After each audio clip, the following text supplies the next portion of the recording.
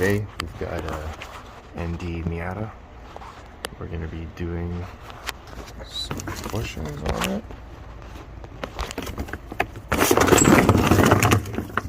Camber bushings. So generally speaking, this is how this works. You see that hole is not centered in the bushing.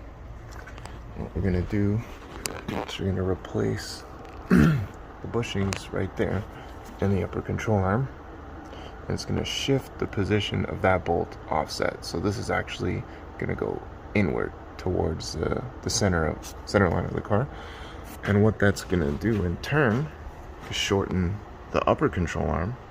The lower control arm will stay the same length. So what's going to happen is this tire is the top of it's going to tilt in, giving you more negative camber. Now, in general, this will result in higher grip during cornering, and that's exactly what we're looking for.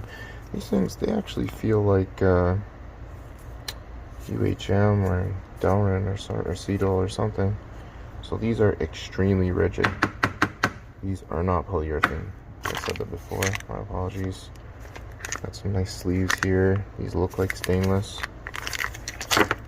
And we've also got the tools to press the bushings in and out. So, what's this guy here? A little bit. Ooh, a drill bit. Do I get to keep this? Okay. I'm not sure what that's for yet, but I'm sure I'll figure that out. Okay, let's get the wheels off.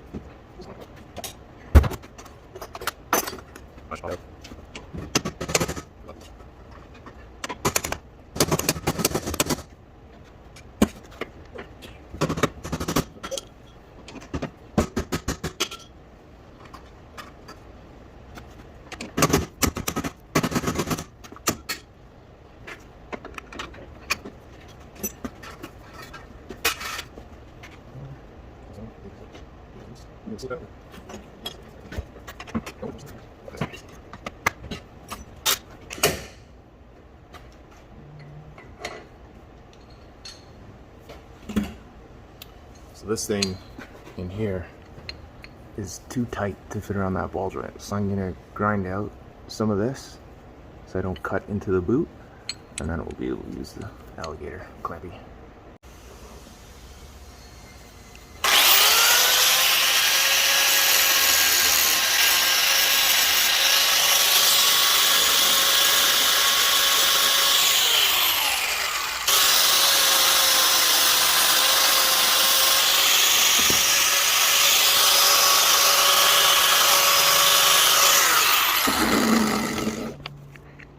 It up a little bit.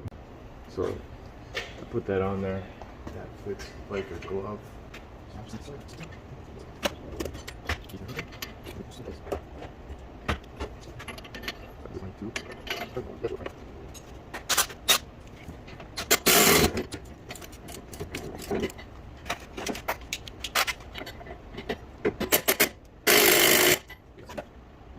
Some of these still have to just give some hammer love.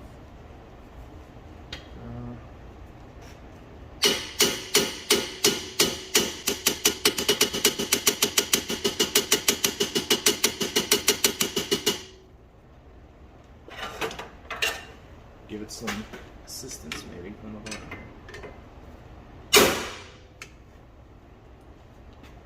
Oh, that did it. So just hit the flange of the nut from underneath. That was perfect. That was just enough. It's Let me just show you exactly what I did because that worked perfectly. So I had the tool on there. And I just hit the flange of the nut with my long screwdriver. And you can see no damage to the boot, which looks mint. So I'm gonna get this out. I'm gonna take the shock out if I need to, strut, sorry. And then I'm gonna start trimming off the ends of these bushings. And I'm gonna get it to a point where I'm actually taking it apart before I start filming again. Okay, so you can slip the control arm out. Normally it's behind the strut. If you pry this out a little bit, see that little gap that's under there, you can slip. Right, Hamza? Okay, so this is what I've got set up. The two pressing tools they give you. I trimmed off the end of this to get it to seat properly, and I'm using a ball joint thingy because it's a little awkward in my press. Gonna pop these out. That worked perfectly. Tools are a big help. This one. Nice tight fit on that bushing. Oh shit, you have to tap that out. And then we'll put the other ones in. Okay, so the bushings are in now. Right, and I also trimmed this side down. I said it would cause some interference. Let's see how that works out.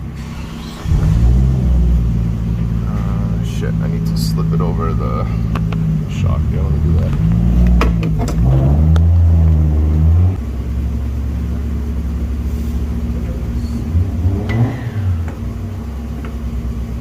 Alright, so what I was saying before is you can put the control arm in like this and lift the shock up over here. Just kind of squeeze it in place there.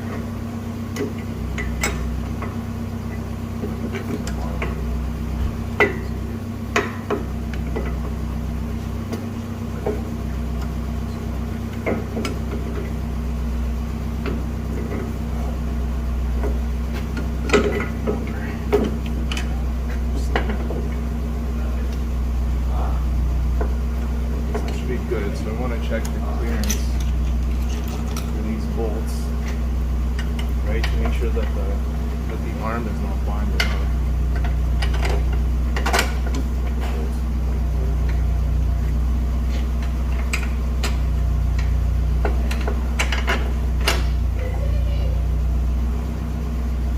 Alright.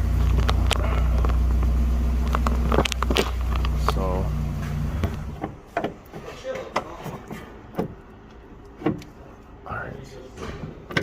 okay, so I think we need to take some more off of that because it's binding up a little bit here.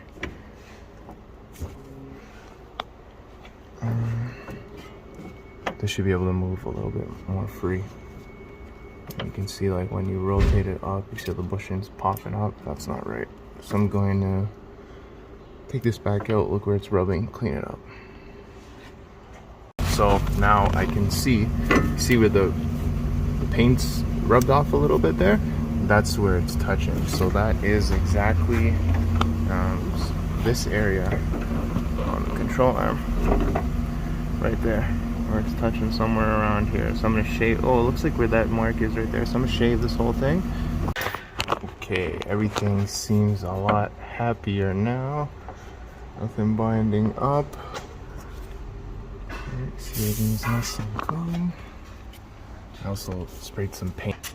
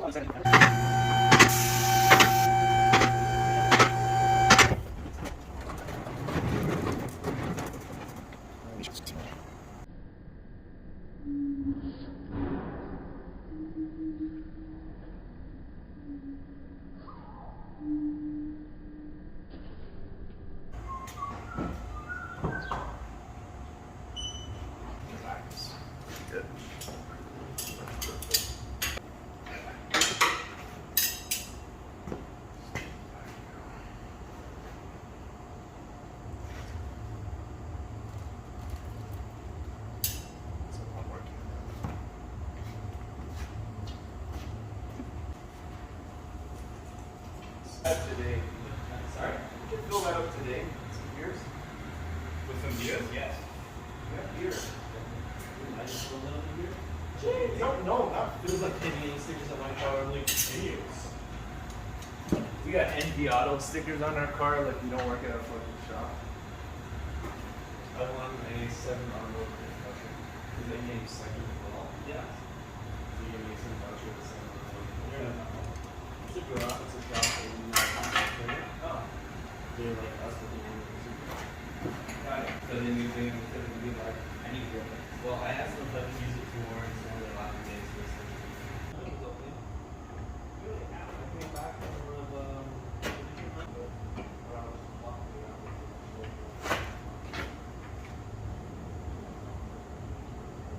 nice.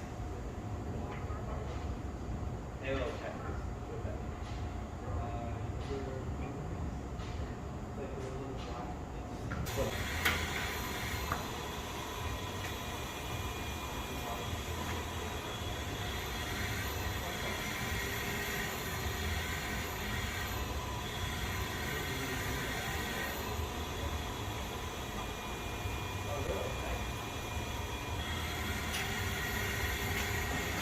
My video still recording?